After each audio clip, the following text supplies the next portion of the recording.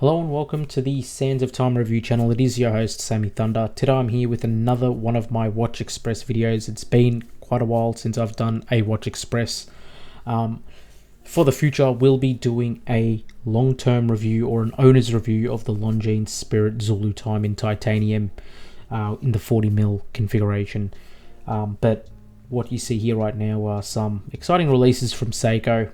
Seiko have released a plethora of releases in the Presage line and in the Prospex line. So the first thing I'd like to kind of go through is just the four new higher end Presage models that we have here. We've got the SPB393, 395, 397 and 399. The first three, so the 393, 395, 397 are limited to 1500 pieces, and then the Shippo enamel down below is limited to 800 pieces. So each with a unique kind of dial flair to it, and they're all crafted by an artisan, hence why the limited nature of the models. But there are Seiko models that are not limited, that do feature a higher level of craftsmanship in terms of the dial manufacturing. So you look at the first one here, the 393 is actually an enamel dial that we have famously seen from the brand. A luscious white enamel dial in retrograde. So the top two are in a retrograde, and then the bottom two are in a configuration which provides a center seconds, a power reserve, and a date indicator. So yeah, you're getting a little bit of uniqueness there. You're getting a bit of new kind of dial variants, but it's great to see this from the brand, especially multiple colors. So the first one, 393, is kind of standard affair, but you are getting it in retrograde, which is nice. And the second one, the 395, is a red dial or a brown dial. It's a brown urushi lacquer applied onto the dial, and you have a bit of gold powder that's actually applied on the, the golden parts of the watch. And then this is one of my personal favorites. These two, the brown dial and the off-white dial. The 397 actually features a ivory colored porcelain dial, meant to evoke, the ceramic stone fields in Narita. And then classic Seiko Shippo enamel. I used to own the Shippo enamel in a pretty much in the same configuration, but this one here features a little bit of the gold accents. Let's kind of go through some of the stock pictures that they have, and look, they look great, they look nice. And the case design of these, they're trying to kind of mimic the Grand Seiko case that I have on my SPGM221. Obviously not to that finishing level, but when I look at the case, it's very similar to the very first Grand Seiko case, or the actual SPGM221 case, or the SPGW style of case. So it's pretty cool to see from the brand that it's very similar. So I'd like to do a comparison actually in due time. So yeah, so retrograde, you got your days, you've got your power reserve, and then you have the date. So when you go to 31st to 1st, you get to see the jump. So this is what we kind of call the retrograde. A red 12 o'clock marker, which is nice to see, paying respects to the Laurel Alpinist, or not the Laurel Alpinist, but the Laurel models, which were one of the first kind of watches from the brand Seiko. Handset, I believe, is probably painted blue. Just because it's painted doesn't mean it's of a lower quality. It is it still is great. For a watch snob, maybe they're probably thinking about thermally blued handsets, but yeah, unfortunately, I don't think this provides that. It's still a beautiful looking watch, classy, dressy, just beautiful. I just like the depreciations on the dial, the lusciousness of the enamel, and then just the handcrafted nature of the the work, which when you tend to look at other brands, like when we famously look at brands like Anordain was great value for money. They experimented with enamel, but look at the prices now. Like if I want to order certain Anordain models, they're putting you on a waitlisting block. I think I'm listed till 2025. Why would I wait that long? Yes, it is handcrafted. It's great. The demand is there. But come on, man. Look at this. Come on. Thermally, not thermally blued, sorry.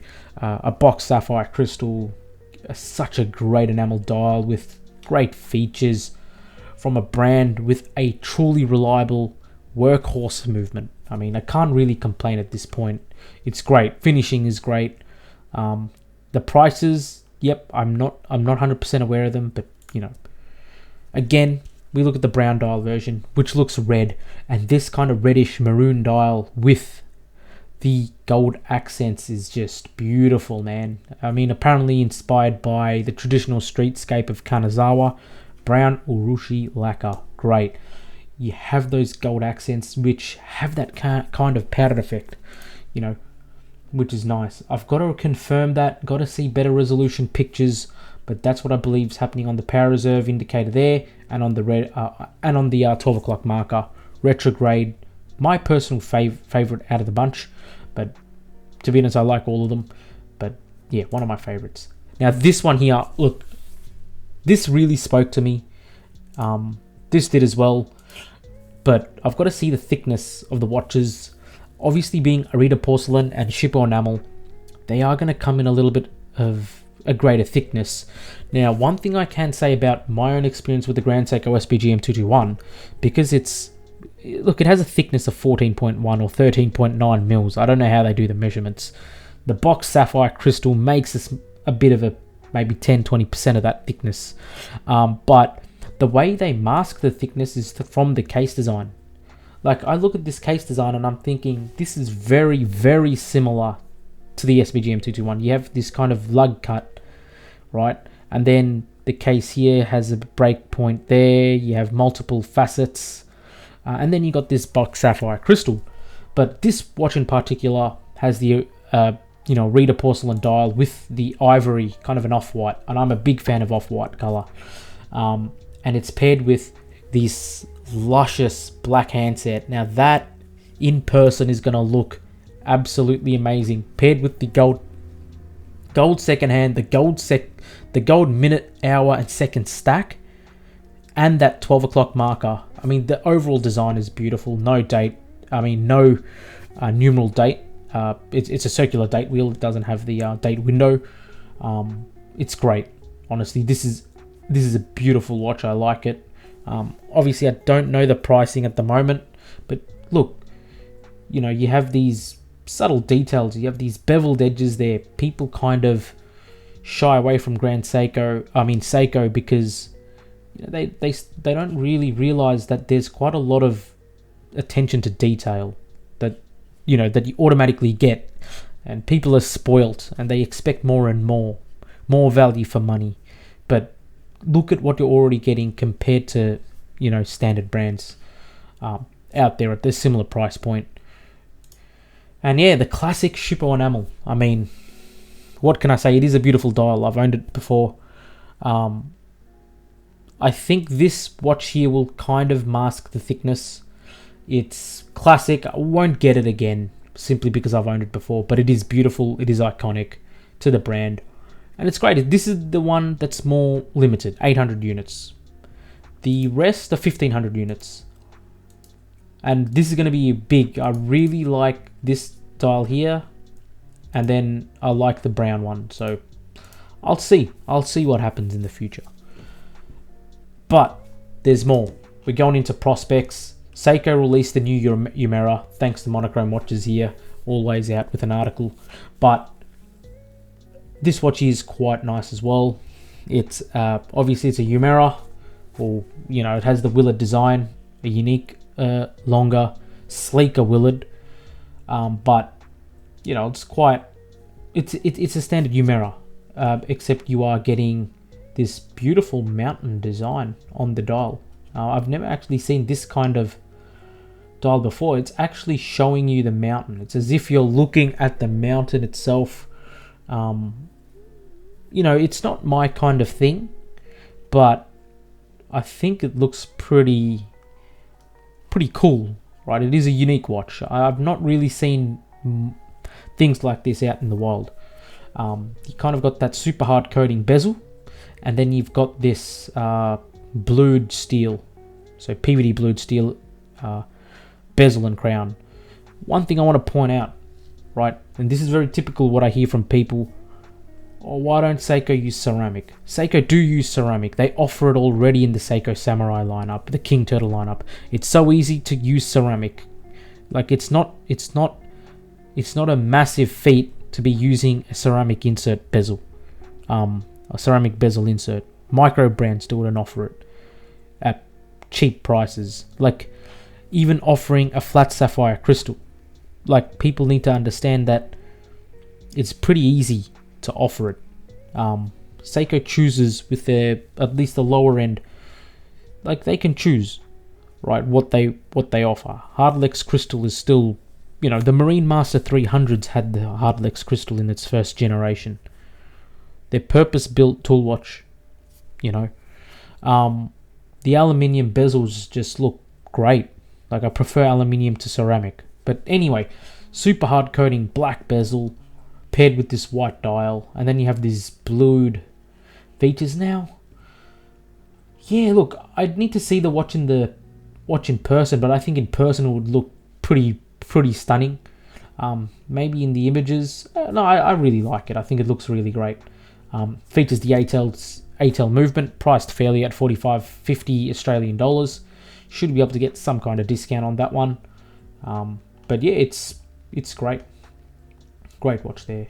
Last but not least, we're looking at the new Marine Master 200s that feature the GMT function. This is a true GMT. So that means the GMT hand is independently... the hour hand is independently adjustable by 1 hour increments. Looking at this dial, this case itself and the actual crystal, it looks like the crystal is raised and a slight domed. So similar to the LX, the Prospex, Willards, has a similar kind of effect to that. It features a chapter ring that has the 24-hour marking. So you are actually getting a dive watch with GMT functionality. Now, some people, it really is up to the person. One thing about GMT watches, especially this one, is, like let's say you do leave it on a Monday, you come back after a week, you're going to be doing a lot of winding of the crown to make sure, you catch up to the right date. So, yeah, that's one thing about a GMT that I'd say is the negative. The good thing is you track a second time zone. Or a third, depending on, what kind of GMT you have. Standard Marine Master 200 affair. Such a great quality watch. Finishing is superb. Nice hairline finishing. Almost comparable to Zaratsu polishing, right? Like the effects you get from it, let's be honest, it's the same as a Zaratsu polishing. You wear it, you look from afar, you look at the wrist, it's like a black polishing. So it's very, very fine levels of polishing. You're getting a green version, looks quite nice. You get a black version as well. Another controversial point is this automatic, and then you have this 3 days text. Look, yeah, I'm probably not the biggest fan of the 3 days, but at this point, I don't even care. At this point, like, yes, they decided to put it in. They're advertising that they offer a 3-day power reserve watch, but you'll automatically know that based on your own performance with it. So, yeah, I haven't seen many watches that detail that, saying that you put the power reserve on the dial. Maybe, I see maybe this watch runs at 5 Hertz, 4 Hertz, 3 Hertz. But yeah, just the 3 days text there. Maybe that's what's important nowadays. Honestly, don't know, but the watch still looks pretty nice, right? I really like them. And then you have this limited version with this Glacier dial. Features a Seiko strap, applique indices, I believe. The GMT chapter ring here is dual colored. I'm not sure. Dual colored. I mean, the green one is as well. Or not, it's actually not. So at least, this one here is dual colored, which is nice. You're getting Lumi Bright. I'm pretty sure the bezel is super hard coated. stainless steel. Seiko straps are beautiful. I own 2 of them. Not much can be said there. But look, this is it. These are the Seiko releases. They're priced at 1,900 euros, the limited one, and 1,700 euros for the non-limited ones. So the green and black one. Yeah, so what do you guys think about these releases? Let me know in the comments down below. I know they've gone to this new 3 days text. I've been a big fan of Seiko handcrafted dials. That's kind of, it was my grail watch when I started the hobby. And guess what? I really like them. I really want to have one back into the collection. And it really might be this brown dial or this Arita porcelain dial. I really got to weigh them out. Compare the two. I think the Arita porcelain and Shippo will be a bit thicker, 14.4 compared to the 12.8 you get on the retrogrades. So that could be a determining factor. And yeah, let me know what you guys think down below in the comments. Thanks for watching. It's the Sands of Time. Peace.